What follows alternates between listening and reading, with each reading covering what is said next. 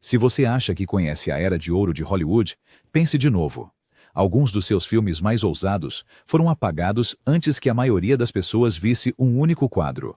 Que tipo de filme poderia fazer os censores, estúdios e até o governo se apressarem para encerrá-lo? Por que esses títulos foram trancados, sussurrados e quase esquecidos? Esta noite, vamos abrir a cortina de veludo para revelar os filmes perdidos que você nunca deveria ver. Mas cuidado! Nem todo segredo fica enterrado na cidade do cinema. O Milagre, 1948. Se você pensa que a censura de filmes era sobre cenas picantes e violência, The Miracle vai virar essa noção de cabeça para baixo. Importado para os Estados Unidos em 1950 como parte da antologia Caminhos do Amor, este curta-metragem de Roberto Rossellini estrelou Anna Magnani como uma mulher com deficiência mental que acredita ter sido visitada por São José e se encontra grávida após ser aproveitada por um estranho misterioso. O que aconteceu a seguir é uma das batalhas de censura menos conhecidas, mas mais cruciais de Hollywood. A Legião Católica da Decência entrou em ação, rotulando o filme de sacrílego. O cardeal Spellman condenou do púlpito da Catedral de St. Patrick, e grupos religiosos organizaram protestos ruidosos em frente aos cinemas. O Conselho de Regentes de Nova York retirou sua licença de exibição, proibindo-o efetivamente. Mas é aqui que a história esquecida se torna um marco legal. O distribuidor Joseph Burstyn levou a proibição à Suprema Corte. A decisão resultante de 1952, Burstyn contra Wilson, foi uma mudança sísmica, declarando os filmes como uma forma protegida de liberdade de expressão sob a primeira emenda pela primeira vez. De uma forma distorcida, a supressão do filme acabou liberando a liberdade criativa para gerações de cineastas. Mas na época, os estúdios ficaram petrificados com qualquer coisa remotamente religiosa ou controversa, limpando roteiros e engavetando projetos para evitar fiascos semelhantes. O próprio O Milagre praticamente desapareceu das telas americanas por anos. Seu legado, no entanto, está em toda parte, em cada filme provocante que se seguiu e na liberdade a qual Hollywood ainda se apega hoje. A ironia? Este filme sobre fé e inocência quase quebrou a censura do cinema americano. Mas continua quase desconhecido para os fãs casuais, um marco oculto na história do cinema banido. Freaks, 1932. A frase perturbador demais para o público é frequentemente usada, mas Freaks redefiniu o que isso significava para toda uma indústria. Dirigido por Todd Browning no auge de sua carreira, logo após o enorme sucesso de Drácula, este filme da MGM mergulhou os espectadores no mundo sombrio dos shows secundários de circo, escalando artistas da vida real com diferenças físicas. A intenção de Browning era radicalmente compassiva para a época. Os chamados monstros eram os heróis simpáticos do filme, enquanto os normais eram retratados como vilões. Mas os Estados Unidos não estavam prontos. Dizem que as audiências de teste saíam dos cinemas horrorizadas. Uma mulher até ameaçou processar, alegando que o filme causou seu aborto espontâneo. A MGM entrou em pânico. Os executivos cortaram 30 minutos da versão original, adicionaram um final feliz forçado e fizeram de tudo para enterrar o que haviam criado. Apesar desses esforços, Freaks foi banido no Reino Unido por 3 décadas e retirado de circulação nos Estados Unidos após uma exibição curta e desastrosa. A reação foi tão intensa que a carreira outrora brilhante de Todd Browning colapsou quase da noite para o dia. O estúdio até removeu seu nome dos materiais promocionais, como se apagar o filme fosse apagar a memória de sua controvérsia. Durante décadas, Freaks foi sussurrado, mas raramente visto, circulando como uma lenda proibida entre os aficionados por cinema. Somente na década de 1960 começou a ressurgir, sendo finalmente aclamado por sua empatia e ousadia. Hoje, o icônico canto do filme, um de nós, é mencionado na cultura pop, mas a maioria dos espectadores não tem ideia de onde se originou. Freaks é um monumento ao poder de Hollywood de chocar e ao seu terror de qualquer coisa que desafie o mainstream. Mesmo em nome da compaixão. O Proscrito, 1943. Howard Hughes nunca seguiu as regras de Hollywood. E O Foragido é o exemplo mais selvagem de sua guerra com os censores. Um confronto que é, de alguma forma, tanto lendário quanto em grande parte esquecido. Ostensivamente um western sobre Billy the Kid e Pat Garrett, o filme era realmente um veículo para Jane Russell e a atenção obsessiva de Hughes à sua figura. O famoso sutiã de suspensão, projetado por Hughes, tornou-se um símbolo da batalha entre arte, comércio e censura, embora Russell posteriormente tenha dito que nunca o usou. Os verdadeiros fogos de artifício começaram após as filmagens. O escritório Reis, guardiões do Código de Produção Cinematográfica, exigiu cortes repetidos por indecência. Hughes cumpriu apenas o suficiente para garantir o lançamento, e então organizou uma campanha publicitária que tornou o filme infame antes que a maioria do público visse uma cena. Quais são as duas grandes razões para a ascensão de Jane Russell ao estrelato? Essa foi a frase nada sutil estampada em outdoors por todo o país. O Fora da Lei foi retirado dos cinemas, exibido em sessões secretas, e finalmente relançado anos depois, com sua reputação alimentada inteiramente pela controvérsia. O truque funcionou. Quando o filme finalmente teve um lançamento amplo, foi uma sensação de bilheteria. Prova de que enfrentar os censores poderia ser bom para os negócios se você jogasse suas cartas corretamente. A ironia é que o próprio filme, uma colcha de retalhos de regravações e reedições, é quase irrelevante. Tornou-se famoso como um caso-teste de como explorar o sistema. Hughes transformou a censura em uma ferramenta de marketing, uma manobra tão à frente de seu tempo que seria copiada por gerações de cineastas. Ainda assim, a visão original foi perdida, sacrificada, como tantas vezes na Era de Ouro, no altar da decência pública e dos lucros privados. Sal da Terra, 1954. Se há um filme que prova que os maiores medos de Hollywood nem sempre foram sobre sexo ou violência, mas sobre política, é Salt of the Earth. Este drama trabalhista independente filmado na zona rural do Novo México é um ponto de destaque para tudo o que os chefes dos estúdios da Era de Ouro esperavam suprimir: direitos dos trabalhadores, igualdade racial e a lista negra. O filme foi dirigido por Herbert Biberman, escrito por Michael Wilson e produzido por Paul Jericho, todos vítimas da lista negra de Hollywood e impedidos de trabalhar por supostas simpatias comunistas. Incapazes de trabalhar dentro do sistema dos estúdios, decidiram seguir por conta própria, colaborando com um sindicato de mineiros de zinco mexicano-americanos para fazer um filme que borrava a linha entre ficção e realidade.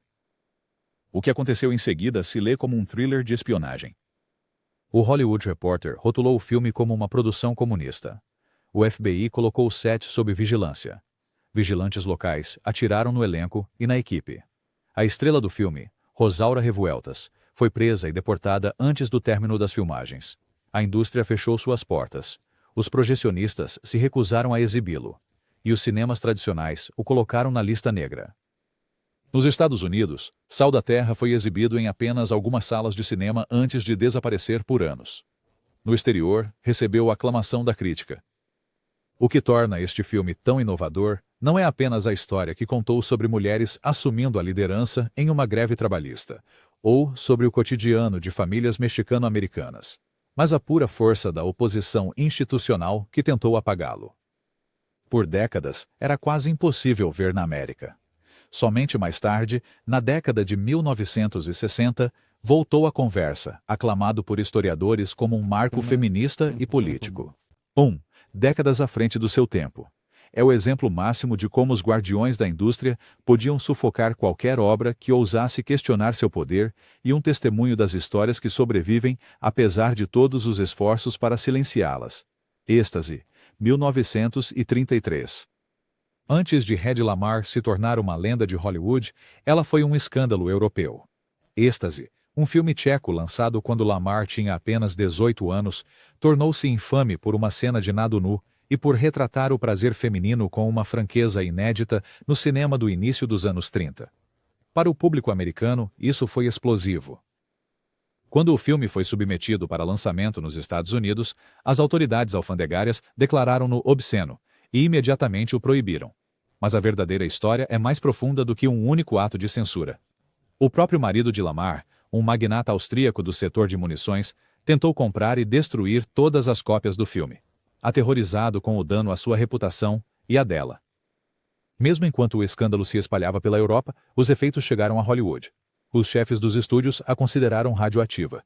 Mais tarde, a máquina de publicidade da MGM tentou enterrar o passado vergonhoso de Lamarr, ao mesmo tempo que explorava sua beleza exótica para promovê-la como estrela. Por anos, Êxtase foi sussurrado, mas raramente exibido nos Estados Unidos. Quando aparecia, era dilacerado pelos censores, removendo qualquer sensação da ousadia da história. Ironicamente, enquanto a América rejeitava a sexualidade de Lamar na tela, ignorava sua outra genialidade.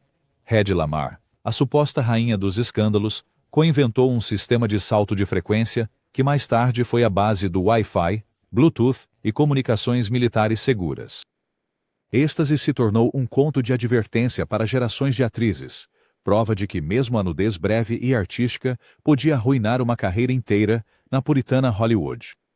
Hoje, o filme é lembrado não apenas por sua controvérsia, mas como uma faísca na batalha pela agência sexual das mulheres nas telas e como uma nota de rodapé na história de um gênio cujas verdadeiras conquistas estavam escondidas atrás de um único filme proibido. A Estrela do Norte, 1943. A Estrela do Norte é o filme esquecido, que prova que um filme pode passar de patriótico à propaganda inimiga da noite para o dia, dependendo da direção dos ventos políticos. Produzido no auge da Segunda Guerra Mundial pela MGM, com um roteiro de Lillian Hellman e direção de Louis Milestone, era um drama de grande orçamento sobre aldeões ucranianos resistindo à invasão nazista. Na época, a União Soviética era o aliado crucial dos Estados Unidos e Hollywood estava sob pressão direta do governo americano para aumentar o apoio ao esforço de guerra. The North Star se encaixava perfeitamente nessa missão. Seus heróis soviéticos eram retratados como corajosos, calorosos e humanos. O filme recebeu 4 indicações ao Oscar e foi visto como um modelo de unidade dos aliados. Mas a história nunca é estática. Após a guerra, à medida que as relações com a URSS azedaram e a Guerra Fria começou, The North Star de repente se tornou um problema. Cruzados anticomunistas apontaram para o filme como prova de sentimento subversivo em Hollywood. Hellman e Milestone foram convocados perante o Comitê de Atividades Anti-Americanas da Câmara para defender sua lealdade.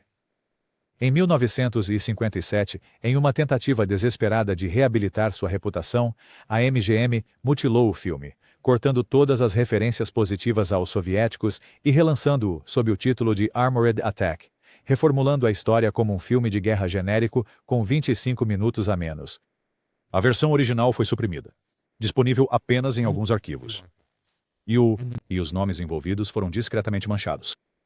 A Estrela do Norte é um excelente estudo de casos sobre como as marés podem mudar rapidamente e como um filme pode ser tanto uma ferramenta patriótica quanto um artefato proibido, dependendo de quem está no comando.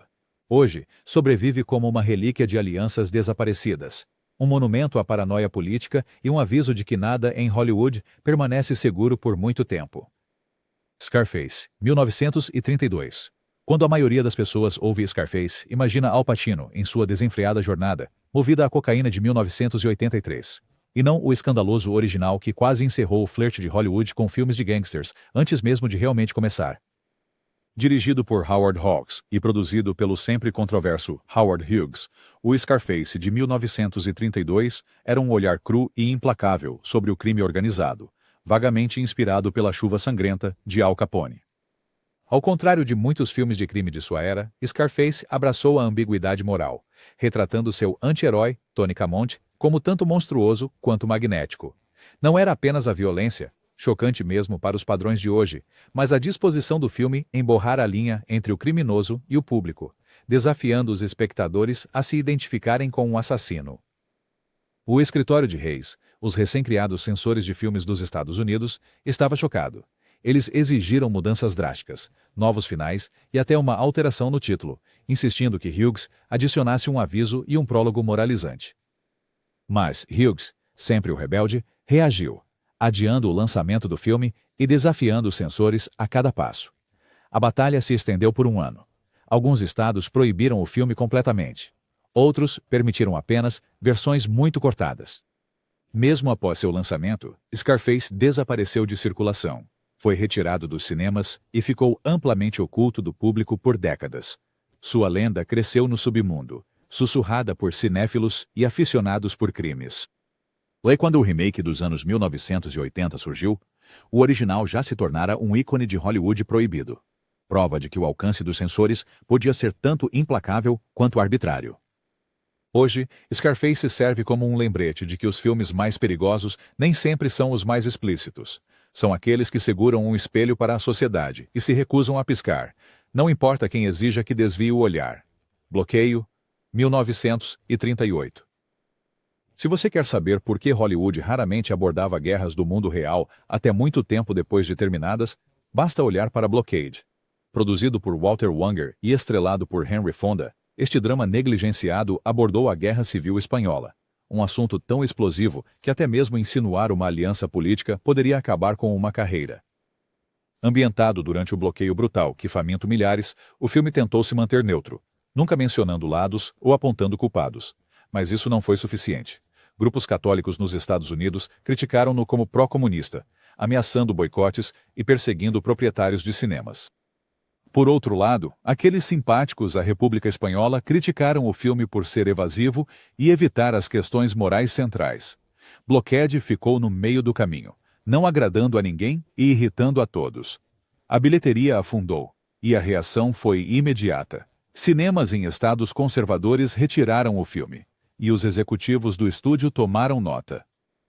Após Blockade, Hollywood evitou conflitos políticos contemporâneos como a peste, temendo a ira de censores e do público. Mesmo enquanto a Europa se dirigia à Segunda Guerra Mundial, os filmes americanos se mantiveram em terreno seguro e patriótico, esperando até que a opinião pública estivesse firmemente estabelecida antes de ousarem comentar. O verdadeiro legado de Blockade é o silêncio que se seguiu. A autocensura que excluiu assuntos inteiros do cinema mainstream por décadas. Poucos hoje em dia sabem que o filme existiu, mas seu fracasso lançou uma longa sombra, avisando os cineastas de que algumas guerras eram melhor deixadas fora da tela até a poeira baixar. O Presidente Desaparece, 1934. Imagine um filme tão provocativo que o estúdio decidiu que era mais seguro apagá-lo da memória pública do que arriscar as consequências políticas. Foi exatamente isso que aconteceu com O Presidente Desaparece, um thriller político dirigido por William Wellman na Paramount. A história imaginava um presidente dos Estados Unidos que simula seu próprio sequestro para impedir que interesses empresariais obscuros arrastem a América para uma guerra europeia.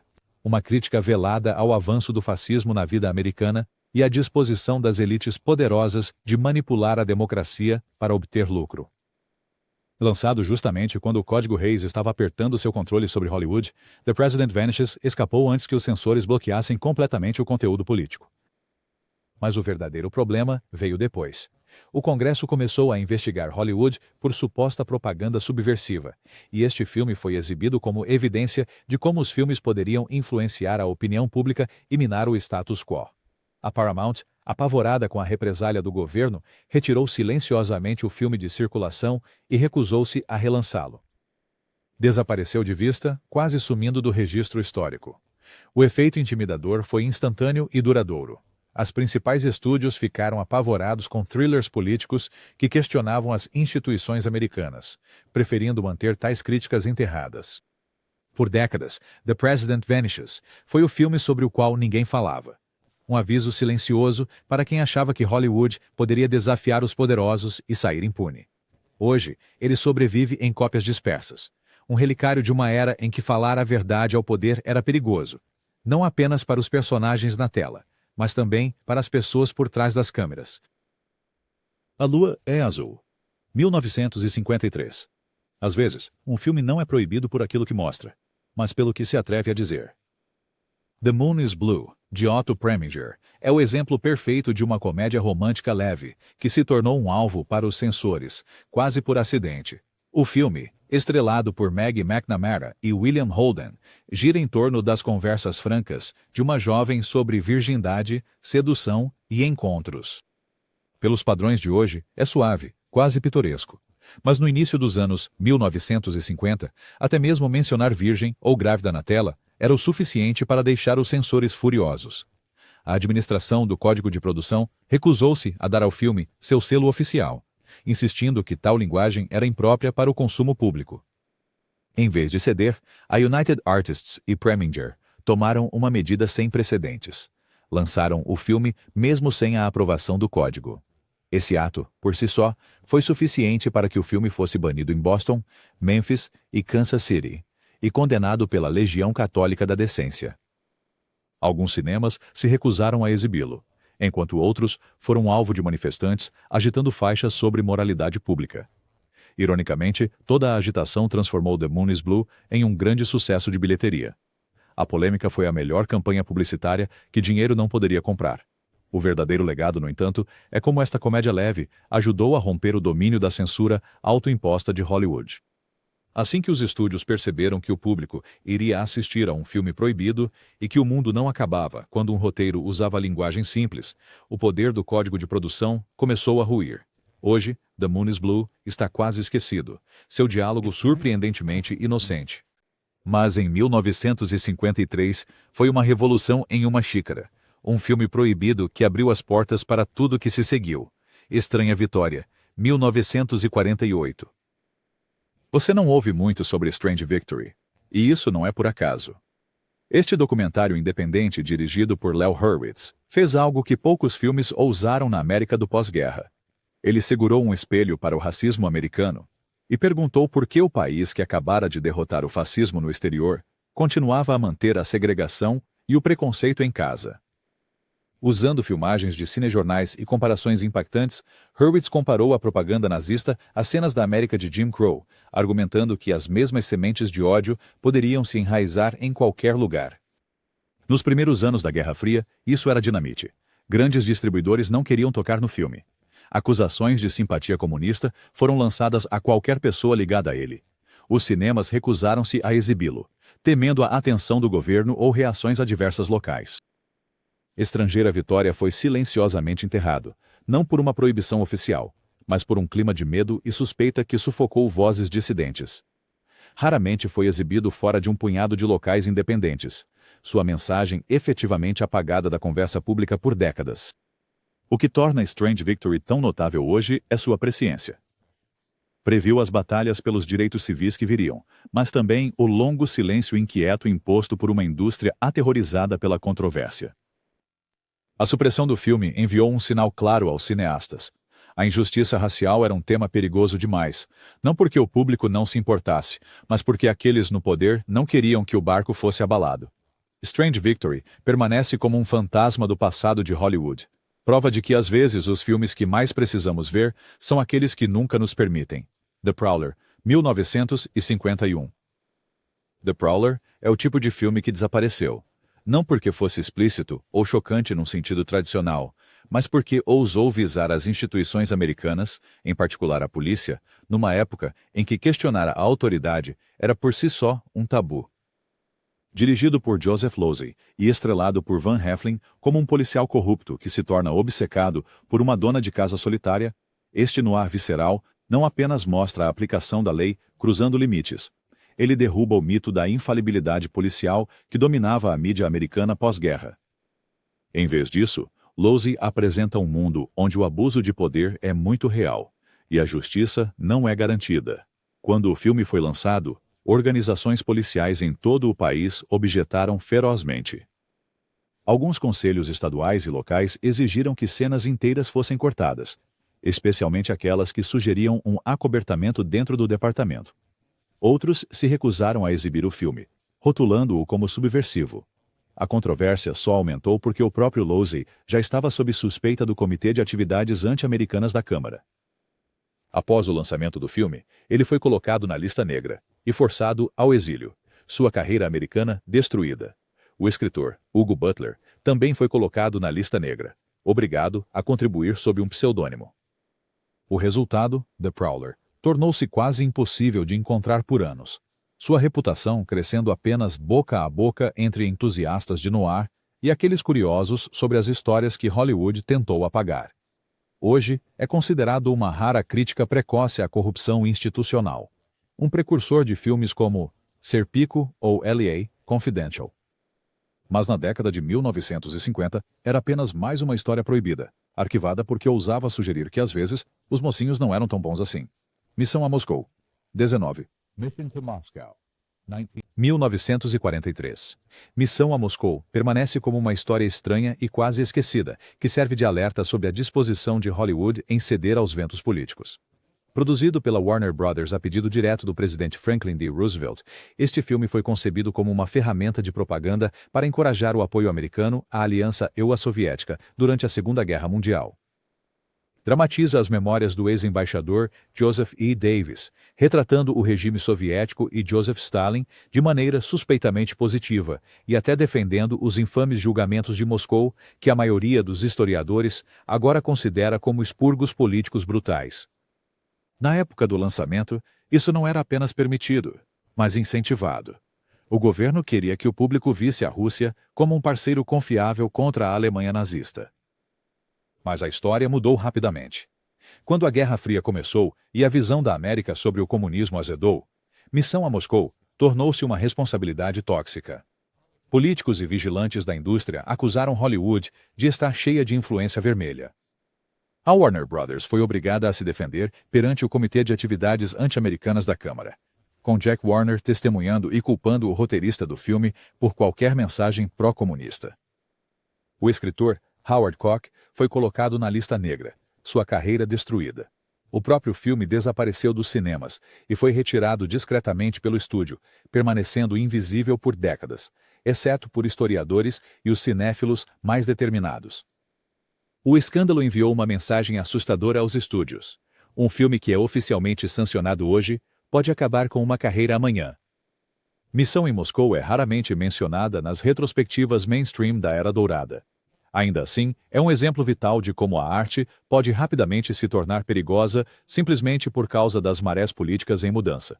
Seu estranho e desaparecido legado ainda permanece como um aviso de que em Hollywood, patriotismo e traição podem ser separados apenas por tempo e poder.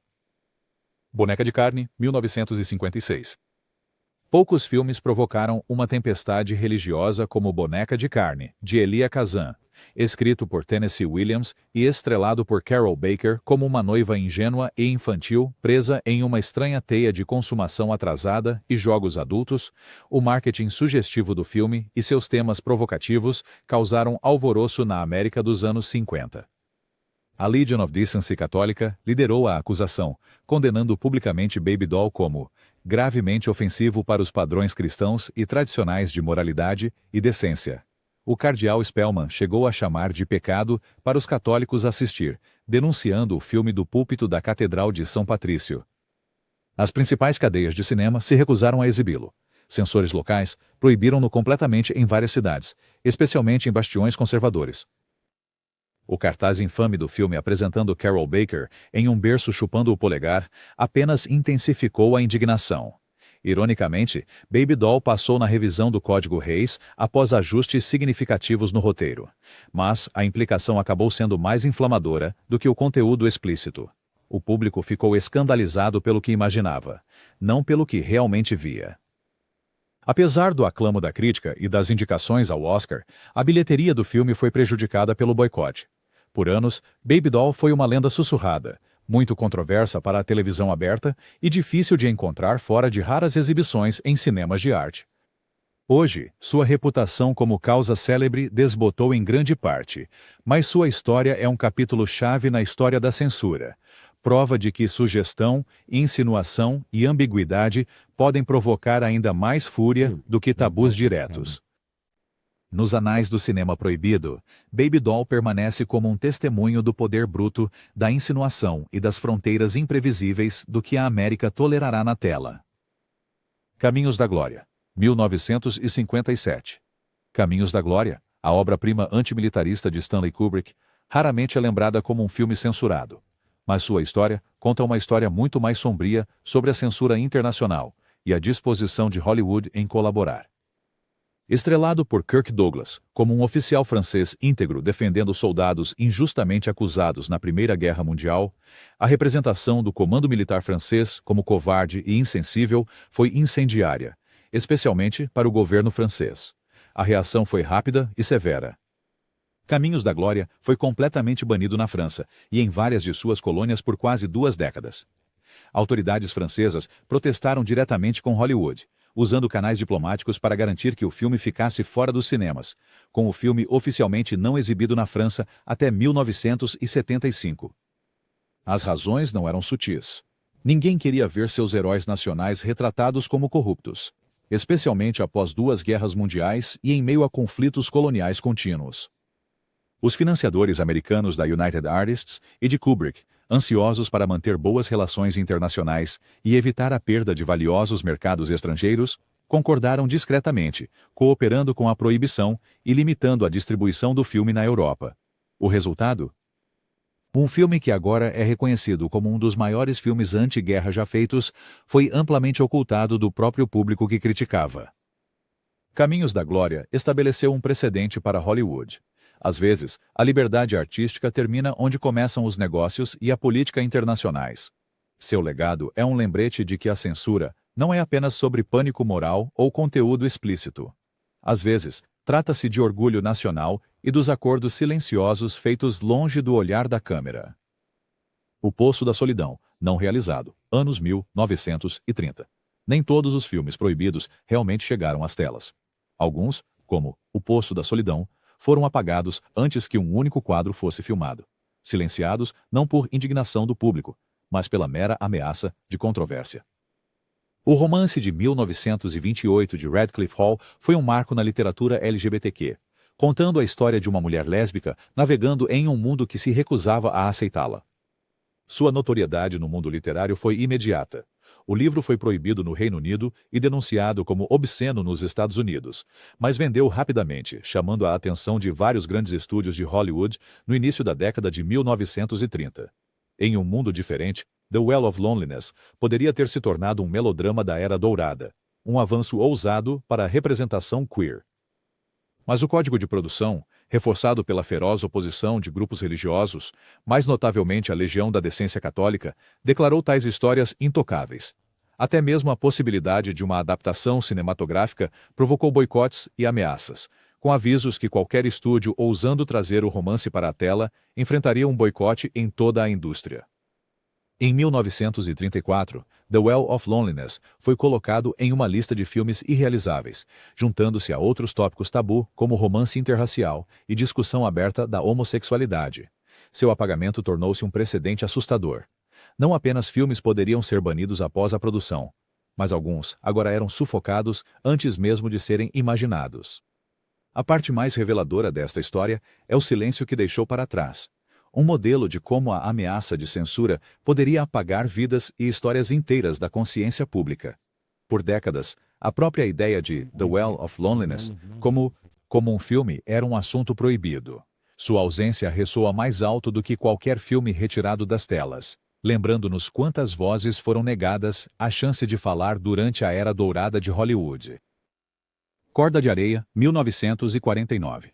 Corda de Areia pode não ser um nome conhecido, mas marca um momento crucial na longa e complicada relação de Hollywood com o poder corporativo e a censura. Dirigido por William Dieterle e estrelado por Burt Lancaster, este filme noir mergulha na corrupção e brutalidade do comércio de diamantes na África do Sul, um assunto que o verdadeiro cartel de diamantes De Beers não queria que fosse explorado nas telas americanas. O filme retrata abertamente homicídio, traição e ganância impiedosa na busca por pedras preciosas, insinuando de forma pouco sutil os verdadeiros monopólios que controlam o mercado. Essa ousadia atraiu uma rápida reação negativa. De Beers usou sua influência global para pressionar a Paramount Pictures, forçando o estúdio a adicionar uma advertência proeminente de que a história era puramente fictícia e não tinha semelhança com empresas reais, uma débil tentativa que não enganou ninguém. Mais prejudicial, a De Beers fez lobby para limitar a distribuição internacional do filme, especialmente em mercados onde seus próprios interesses comerciais eram mais fortes. Como resultado, Rope of Sand foi silenciosamente retirado de lançamento em vários países, e sua exibição nos Estados Unidos foi de curta duração, negado da longevidade de outros filmes noir da época.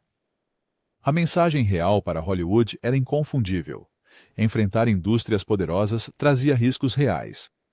Depois, os estúdios evitaram criticar monopólios ou corporações específicas, inventando substitutos fictícios ou ambientando as histórias de maneira segura no passado. Durante décadas, o tipo de crítica crua e contemporânea vista em Rope of Sand praticamente desapareceu das grandes produções, substituída por cautela e compromisso. O quase apagamento do filme é um lembrete claro de que, na Era de Ouro, a censura podia vir de salas de reuniões tão facilmente quanto de púlpitos ou políticos, e que o dinheiro, tanto quanto a moralidade, estabelecia os limites do que o mundo podia ver. Kiss Me Deadly, 1955. Os filmes noir destinavam-se a ser sombrios. Mas Kiss Me Deadly levou o gênero a novas profundezas radioativas, literalmente. Dirigido por Robert Aldrich e estrelado por Ralph Meeker como o detetive Mike Hammer, esta adaptação de um romance de Mickey Spillane injetou paranoia pós-guerra e ansiedade atômica diretamente na corrente sanguínea do cinema dos anos 1950. A trama segue a descida de Hammer em uma teia violenta de intriga, centrada em uma caixa misteriosa que brilha, a não tão sutil metáfora do filme para a destruição nuclear. Após seu lançamento, tanto os censores quanto os funcionários do governo entraram em pânico. A Comissão de Energia Atômica se opôs à representação de material radioativo sendo contrabandeado e liberado com tanta facilidade, enquanto as juntas de censura locais exigiram cortes nas cenas que mostravam o final apocalíptico, a abertura explosiva da caixa e o incêndio resultante. Em algumas versões, um final alternativo e mais seguro foi substituído, com os personagens escapando da explosão, atenuando o impacto nihilista do filme. Mais amplamente, a violência crua do filme e seus tons subversivos, sugerindo que a catástrofe atômica poderia ser o resultado final da pura ganância e corrupção humanas, foram vistos como profundamente anti-americanos na era dos átomos, para a paz. Kiss Me Deadly foi silenciosamente suprimido em muitos mercados, raramente exibido na televisão, e por anos, discutido mais como uma curiosidade perigosa do que como um clássico. Hoje, é saudado como um marco no filme noir, citado por sua audácia, estilo e visão distópica. Mas em sua própria época, Kiss Me Deadly era apenas mais um filme que Hollywood tentou esconder, evidência do medo da época de que a tela pudesse revelar mais sobre os pesadelos da sociedade do que seus sonhos. À medida que a cortina cai sobre essas histórias perdidas e proibidas, somos deixados com uma verdade que Hollywood raramente admite. Os filmes mais reveladores são frequentemente aqueles que você nunca deveria ver. Esses rolos esquecidos, silenciados por censores, corporações e medo, nos dizem mais sobre poder e paranoia do que qualquer clássico polido jamais poderia. Se mesmo alguns sobreviveram, quantos desapareceram para sempre? Conte-nos nos comentários qual filme mais te chocou, e não esqueça de se inscrever para mais segredos do passado sombrio de Hollywood.